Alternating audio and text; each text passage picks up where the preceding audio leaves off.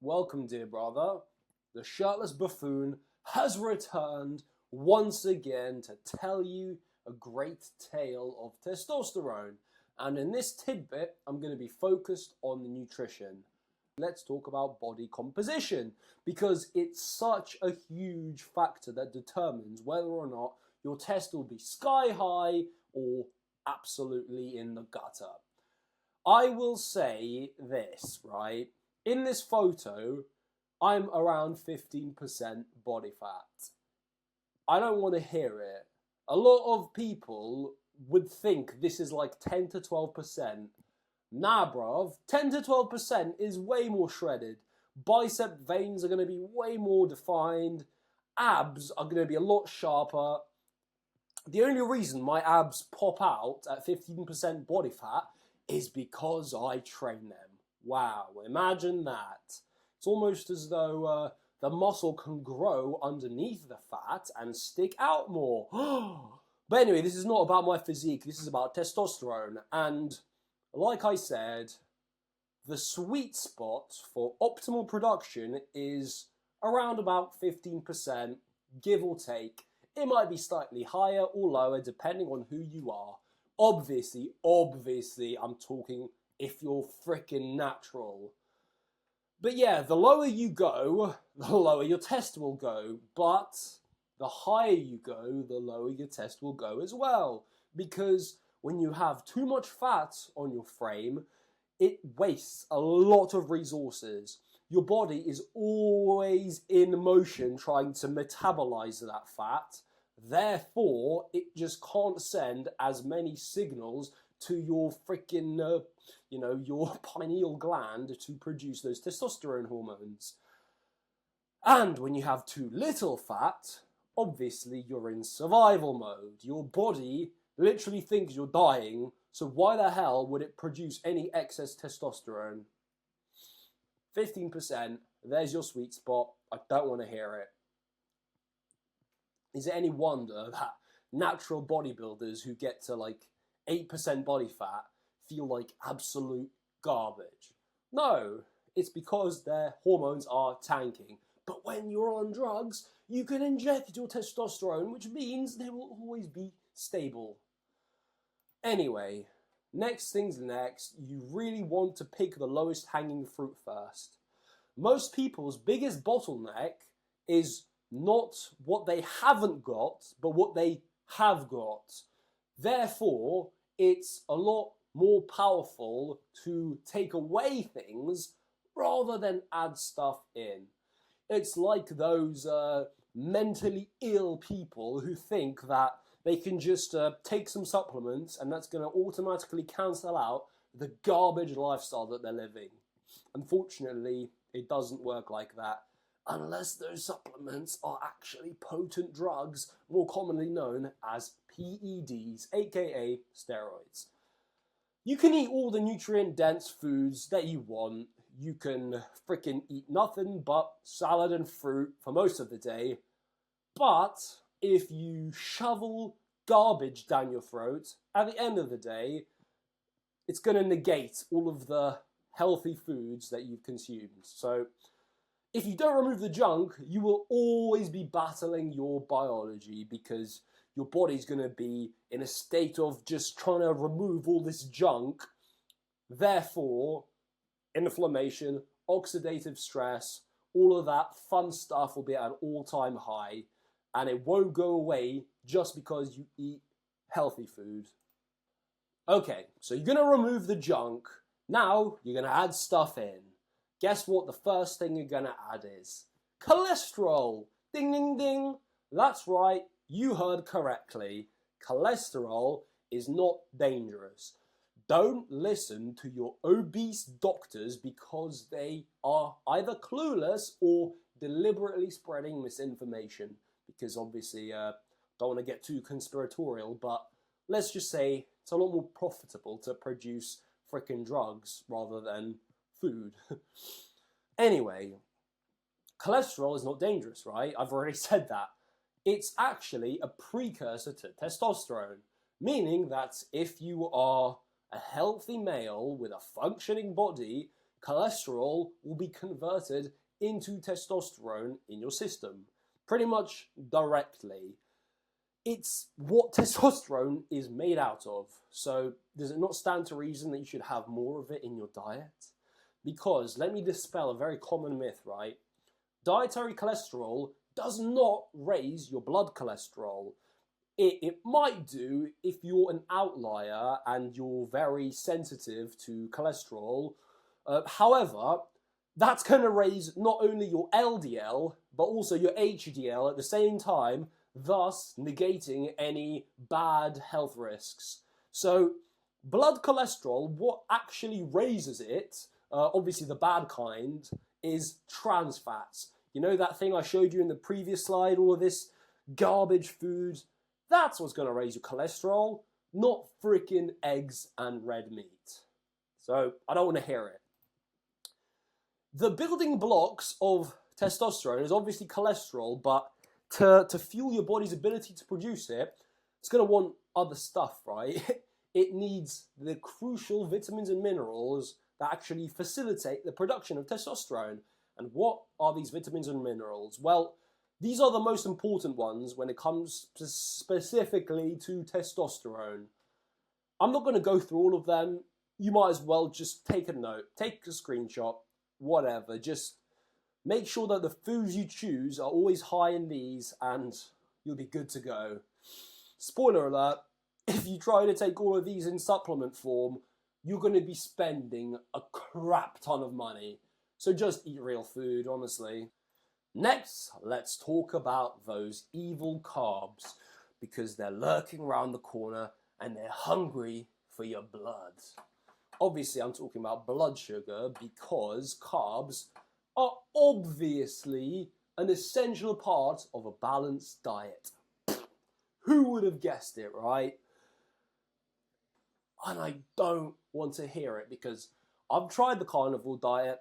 Yes, it feels great. It's very easy to get lean on the carnivore diet. You have a lot of mental clarity, stable energy, yada, yada, yada. I understand. But guess what else? Your strength is going to go into the gutter. You're going to have all sorts of digestive issues. All in all, you need freaking carbs, man. Carbs are what fuel physical performance. And, you know, you can get fat adapted, but it's never going to be the same, is it? There's a reason that 99% of professional athletes are not on keto or carnivore. Does it not stand to reason, right? For carbs, you want to aim for about 2 grams per pound of your desired body weight. So let's say, like me, right now you're at 200 pounds, give or take, and you want to get to 220 pounds, aka 100 kilos. Well, that means I'm going to have to eat 440 grams of carbs every single day. And let me tell you, I'm not that close to that goal. So I'm definitely going to have to up the quantity. So I'm basically coaching myself in this video. Thank you, Matt. You're welcome, Matt. Enough schizophrenia. It's time to return to business. Obviously, you have to be living an active lifestyle. Otherwise, more carbs are not going to be good for you.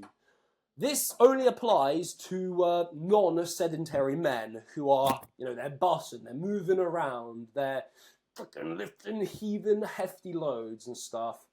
Because when you're sedentary, you become a lot less resilient to insulin, which means, you know, carbs are great for you only if you're active. Enough rambling. Let's talk about the actual carbs that are the gold standard. As you can see, there's no bread in this photo. There's no processed garbage. The carbs listed here are all low on the glycemic index, which means they're not going to spike your blood sugar aggressively. These are the best kind of carbs you can have in your diet. This is right here for all my fellow Russian brothers. You know the magic of buckwheat. Mama сделала гречневую кашу, тебе надо питаться. Buckwheat is fantastic. Makes you feel very full. It's high in calories, so it's great for bulking. Full of micronutrients. And just really satisfying meal. Then you have your beans. Beans are like nature's magic.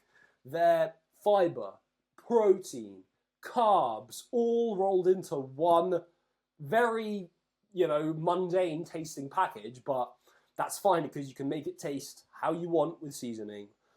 Next, we have whole wheat pasta. Notice I said whole wheat pasta, not the other kind, because this is a single ingredient whole food and it's not going to spike your blood sugar as aggressively as regular, like egg pasta, whatever that's made of, I don't actually know. Next, obviously, we have the sweet potato, which, full of micronutrients and very satisfying.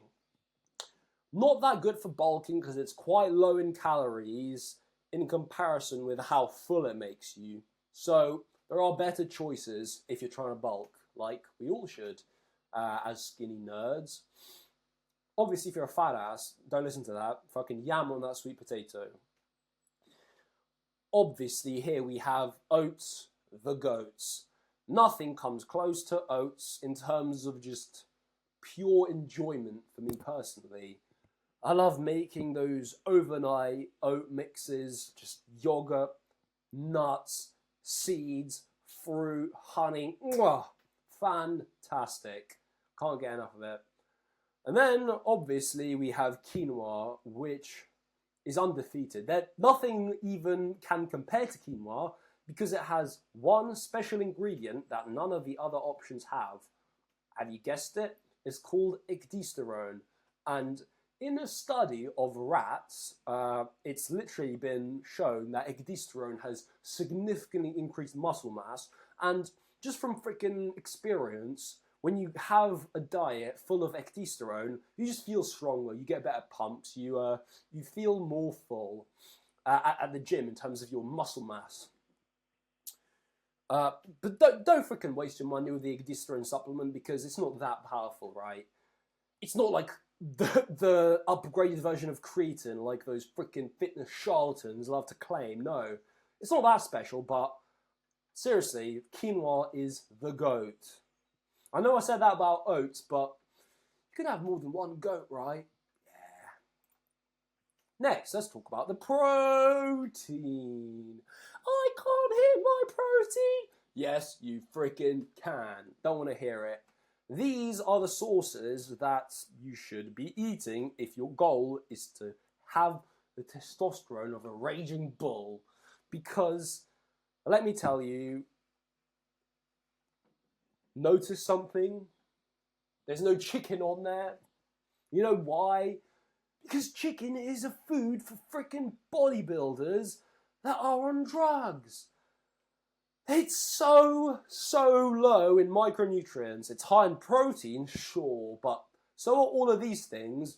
But if you go back to the list of vitamins and minerals that I showed you that are essential for testosterone production, these foods are super high in them. Here we have beef liver. Any kind of liver will do, though, because it truly is a superfood, honestly. Liver King was right, but he was also a grifter, so he sort of ruined the whole name of liver. Pretend that didn't happen, okay? Liver's amazing, but I don't eat it because I can't freaking stand the taste. I think it's revolting. I'm still trying to figure out a way to include it in my diet because it truly is undefeated. It's super cheap and it's so high in micronutrients, that's not even a joke.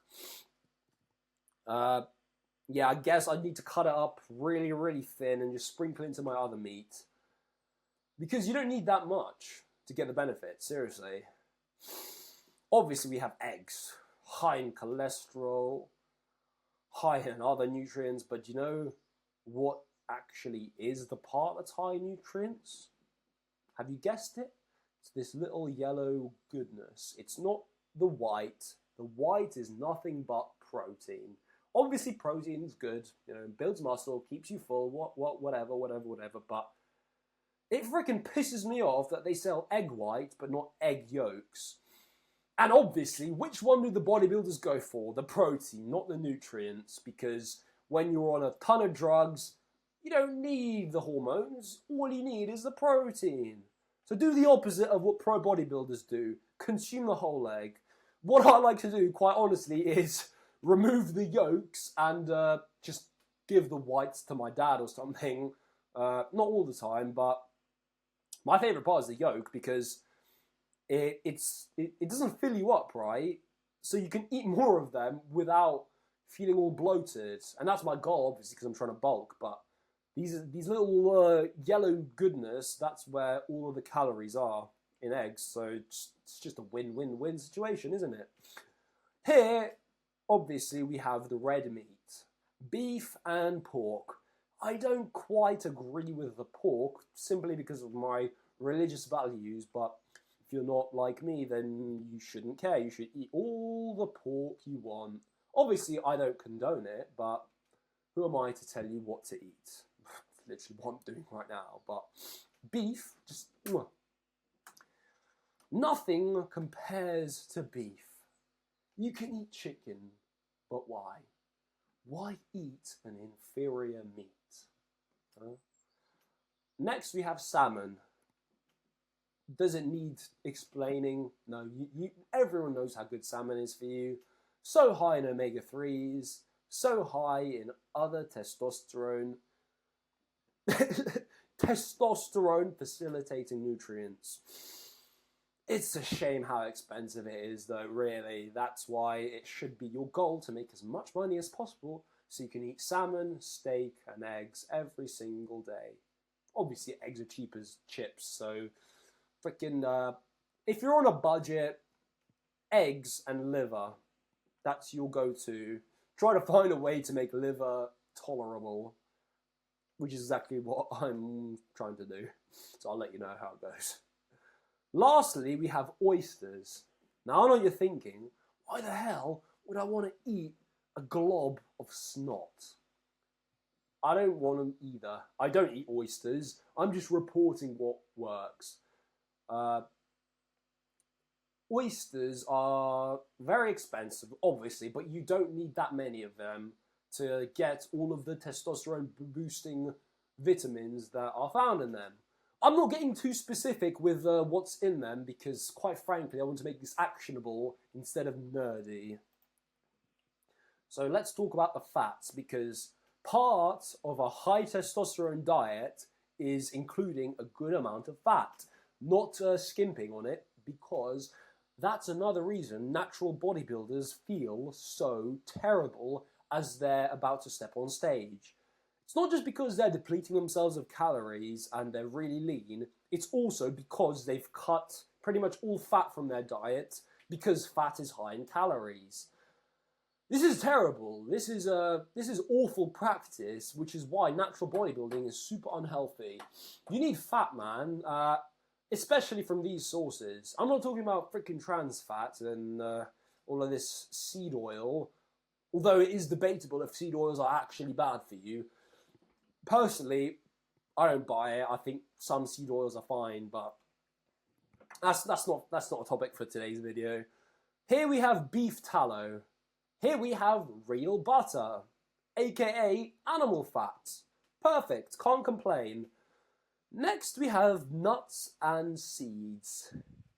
Honestly, if you're on a bulk, these are just like calorie bombs, and it's just an absolute game changer when it comes to getting in all of the micronutrients that you can't really find elsewhere, as well as giving yourself just plenty more calories. So freaking yam away on those nuts and seeds, as well as your avocado, man. Freaking avocado is fantastic. Yeah, nothing more needs to be said about that. You don't need that many because, like I said, fats are very high in calories, and there honestly aren't that many that are healthy. But, if you stick to these, you'll be good to go. Now, we're talking about the boring stuff, the yucky stuff that mother makes you eat and you just don't want to eat it, but you have to in order to get your dessert. Yeah, the vegetables. We have here the dark leafy greens. Kale, watercress, spinach, aka the Victory Trinity. If you eat literally just these and nothing else, you will be thriving. Obviously not, but these are so high in micronutrients, it's ridiculous. If you search up top, my apologies, top 5 or 10 foods high in X vitamin, not vitamin X, but like insert any vitamin, most likely you're gonna find these on the list. It's absurd. These are actual superfoods. It's crazy. Then obviously mushrooms, quite unique. Fungi, good for the gut microbiome and whatnot. And obviously the onions. It just does it have to be said? Onions are just fantastic, right? Full of vitamins and gives that food the nice tangy, crispity crunch. Obviously beetroot, great. Asparagus, broccoli, cauliflower. If you eat the majority of these vegetables, that's where the bang for buck is. These are the most nutritious vegetables that you can find. Obviously, there are other vegetables that have other benefits, but flippin' hell, mate, I don't live on a farm. I don't have infinite supplies of money. I'd rather just, focus on getting the most bang for my buck. So, talking of bang for buck, keeping in theme with nature, we're talking about the fruits. This is the dessert that you have to earn with the vegetables, because this is where the sugar that is in your diet should come from. Nothing else. Seriously, if you actually do want to live the best life possible and thrive, get your testosterone where it needs to be, and this should be your dessert. This should be your sugar. Seriously. As well as raw honey. I actually forgot to mention that. I didn't really know it's probably carbs. I should have put it in carbs. Raw honey. Mwah! Absolutely unbelievable. Don't sleep on your raw honey, guys. Seriously, but it's a bit easy to overeat because it's so delicious. So have like 2 teaspoons a day. 1 before you train, and then 1 more closer to bedtime. Although not too close because you don't want a sugar rush. But yeah, here are the most bang for buck fruits that are the most high in vitamins, minerals, and micronutrients. Kiwi, pomegranate, raspberries, pineapple, blueberries, papaya, and raisins.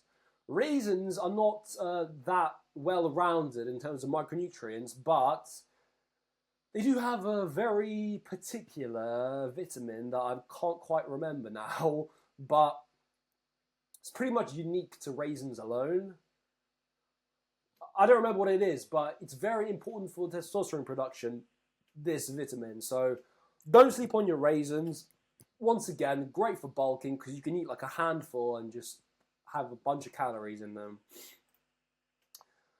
Now we've talked about the bulk of your shopping, what's actually gonna fill you up. Let's talk about what you're gonna season it with, because who the hell wants to eat bland, tasteless food? Not me.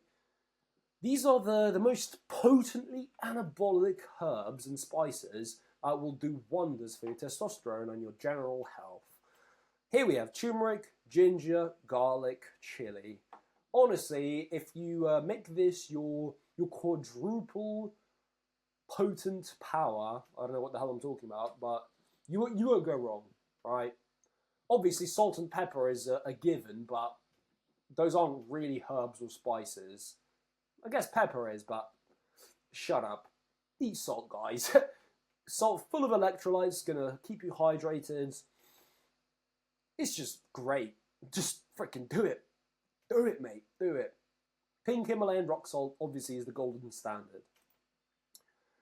Now we're talking about the probiotics. Very simply put, this is just going to help digestion, which is just going to speed up every process and allow your body to produce testosterone at a faster rate, because it won't be wasting all of this energy and processing power just freaking absorbing your food. So freaking drink your kefir, eat your yogurt, cheese as well. Cheese is great as a probiotic.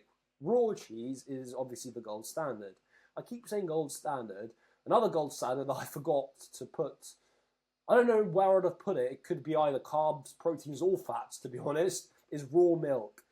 I'll flipping out. I need to go buy some raw milk. All right, enough self-coaching. That's basically it for the time being.